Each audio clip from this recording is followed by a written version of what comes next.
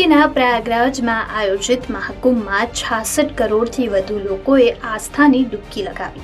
દેશ અને વિદેશથી લોકો આવ્યા અને 144 વર્ષમાં એકવાર આવનાર આ ઐતિહાસિક મહાકુંભના તેઓ સાક્ષી પણ બન્યા. ભારતના તમામ રાજ્યના લોકોએ તેમાં ઉત્સાહપૂર્વક ભાગ લીધો. ત્યારે ભાજપના તમામ મોટા નેતાઓએ કુંભમાં ડૂબકી લગાવી. જ્યારે ઇન્ડિયા ગઠબંધનના નેતાઓ જેવા કે રાહુલ ગાંધી, સોનિયા ગાંધી, મમતા બેનર્જી, લાલુ પ્રસાદ યાદવ જેવો આ પવિત્ર સંગમમાં આસ્થાની ડૂબકી લગાવવા તો ન આવ્યા, પરંતુ પ્રયાગરાજ અને નવી દિલ્હી રેલવે સ્ટેશન પર જે ભગદડ થઈ હતી ત્યારે આ બધા જ નેતાઓ એક થઈ ગયા અને તેમને મોદી સરકાર અને ઉત્તર પ્રદેશની યોગી આદિત્યનાથ સરકાર પર જોરદાર પ્રહાર કર્યા. ત્યારે કલકત્તાના સીએમ મમતા બેનર્જીએ તો મહાકુંભને મૃત્યુ કુંભ પણ કહી દીધું.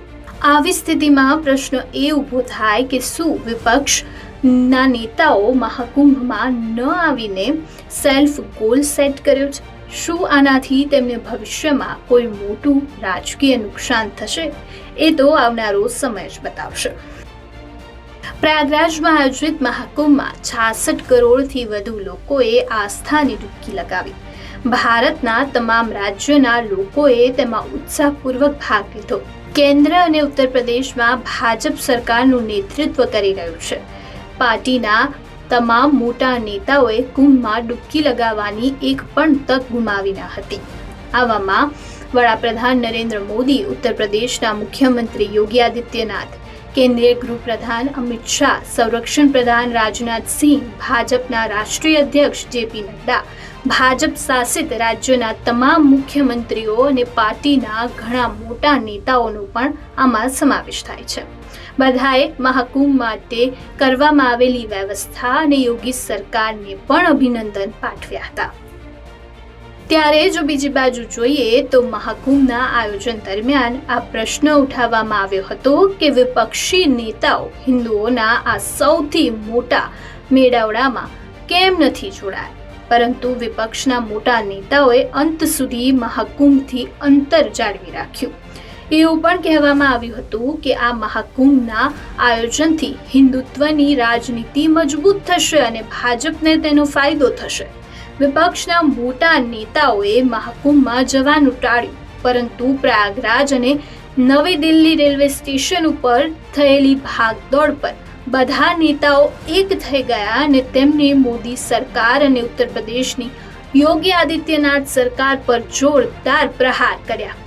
આ બંને સ્થળોએ થયેલી નાસભાગમાં ઘણા લોકોએ જીવ ગુમાવ્યો હતો.